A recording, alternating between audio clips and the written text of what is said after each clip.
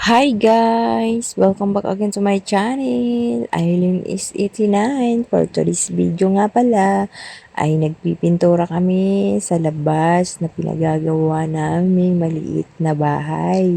So bali papaupahan namin ito guys. Ito yung investment na ginagawa ng asawa ko kahit papano nagpupundar siya para sa future. So, ayun na nga, habang nagpipintura kami dyan, ay meron ding tao talagang gumagawa, nag-install siya ng kuryente sa loob. Kasi mayroon ang gustong mag-upa.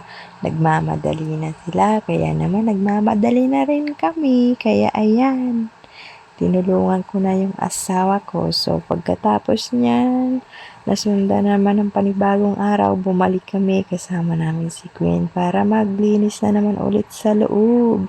So, winawalis ko yung mga alikabok dyan. Pero habang naglilinis ako, ay si Queen nag-iinarte. Gusto nang dumidi at ayan, nakakarga. Hindi ako makaupo sa upuan kasi pinupunasan pa ng asawa ko kasi masemento.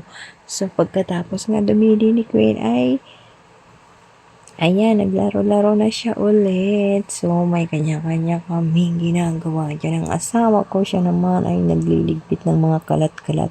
Tapos sabi ko, magtimpla na siya ng pintura kasi gusto ko nang magpintura para hindi sayang yung oras para makatapos kami ng maaga. So, ayun na nga guys, natapos kami dyan ay 1:30 na kami nakauwi kasi tulog si Queen ng mga 12.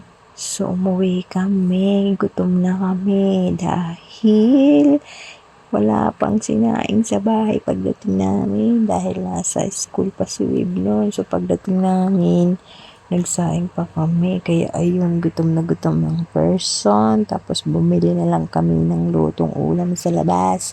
So, habang ayan na nga, hindi ko na nakuhanan ng before and after kasi nalubat na ako sa time na yan dahil naglaro niyan si Queen sa cellphone ko.